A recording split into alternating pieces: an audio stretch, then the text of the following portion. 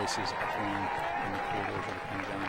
I'm pretty sure I've seen a few kids with light-up shoes that make them run faster, so I've reached out to the Defense Innovation Unit to talk about that. Looking ahead to tomorrow, Secretary Austin will convene the 21st Ukraine Defense Contact Group meeting here virtually. The meeting will commemorate the 2-year anniversary of the first contact group following Russia's unprovoked invasion of Ukraine in February 2022. Over the past 2 years, the contact group has shown its unity and resolve, is evidenced by the continuing support and donations made by our international partners and allies. Additionally, the contact group continues its work with Ukraine to help it move towards development of a robust, efficient, and self-reliant defense industry. We'll have additional updates to provide following tomorrow's meeting. Switching gears to Africa, as you've seen, the U.S. State Department announced U.S. Ambassador to Niger, Kathleen Fitzgibbon, and Major General Kenneth Ekman, U.S. Africa Command Director of Strategy, Engagement, and Programs, will meet with the National Council for Safeguarding the Homeland officials today in Niamey, Niger, to initiate discussions on an orderly and safe withdrawal of U.S. forces from Niger. Subsequently, Assistant Secretary of Defense for Special Operations and Low-Intensity Conflict, Christopher Mayer, and Lieutenant General Dagvin Anderson, Joint Staff Director for Joint Force Development, will conduct follow-up meetings in Niamey next week to coordinate the withdrawal process in a transparent manner and with mutual respect. We'll be sure, of course, to keep you updated regarding any significant developments. In the meantime, the Department of Defense remains committed to countering violent extremist organizations in West Africa.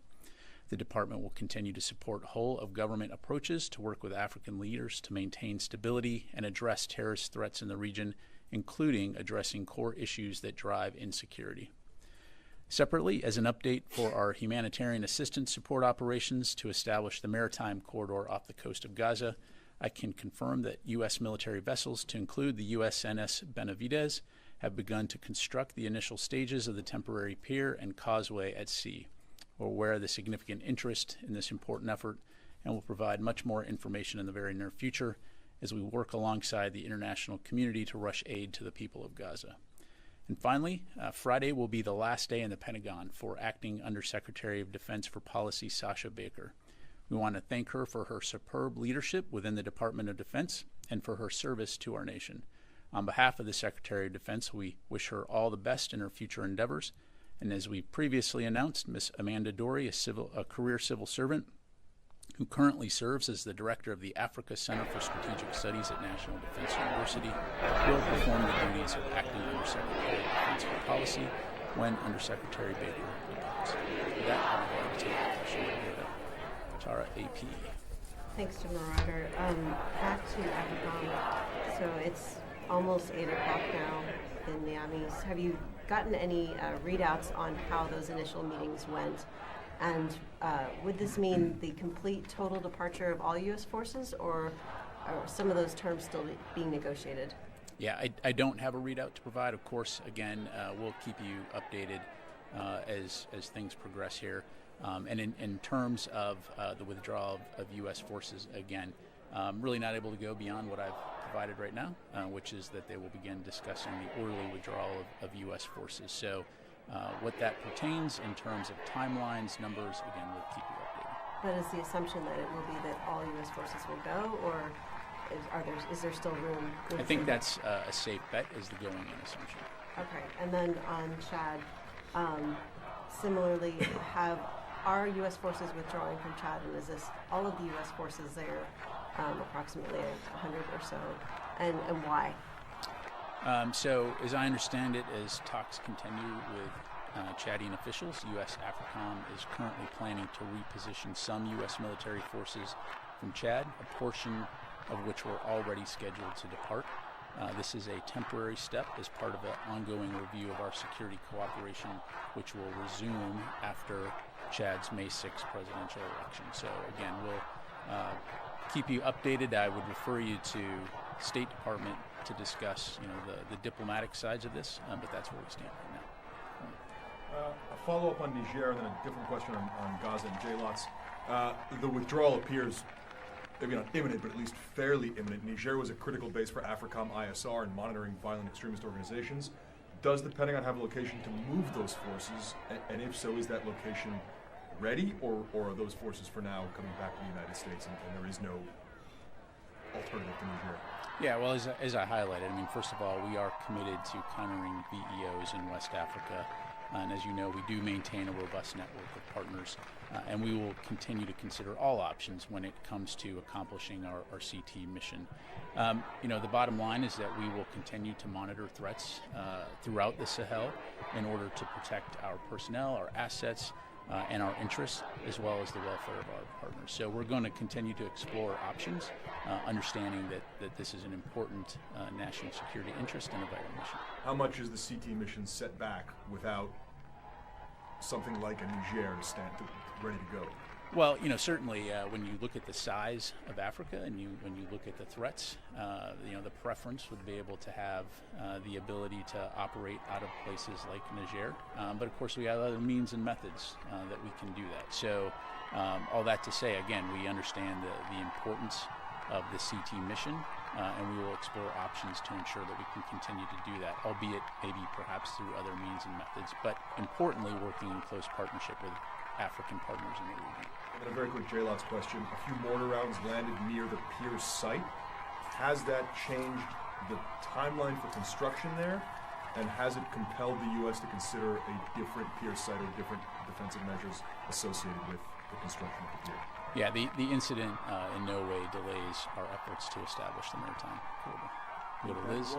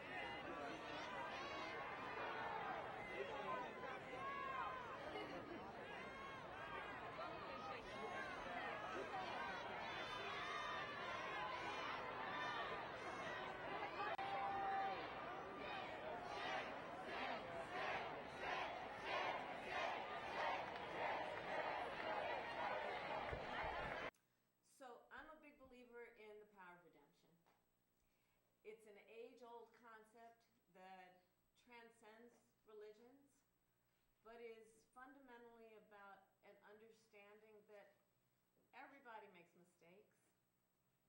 And for some, that might rise to the level of being a crime. But is it not the sign of a civil society that we allow people a way to earn their way back and give them the support and the resources they need to do that? And so that's why we have convened today, to talk about the power of individuals when supporting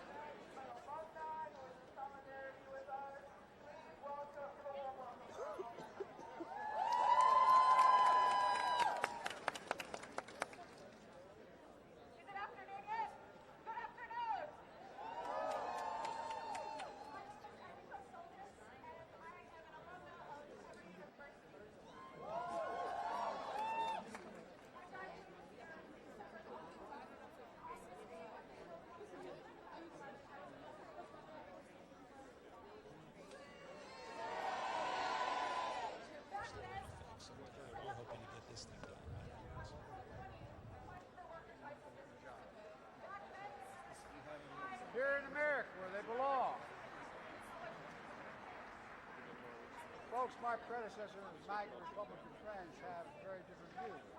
They oppose the CHIPS and Science Act as powering this growth today. In fact, your Congressman, Brandon Williams, called it corporate welfare. Bless me, Father.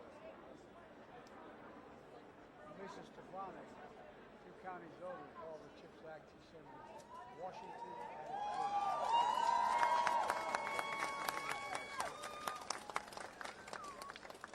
But now,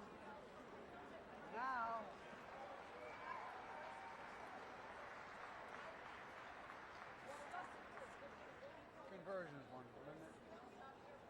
Now they've seen the massive surge in investment in jobs that we mobilized. And they're singing a different tune now.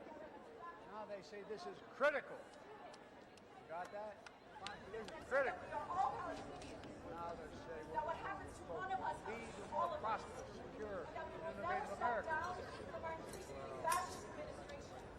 So ready to arrest your students. And I'm here today to say that I am here with you. I'm here with you in Free Palestine.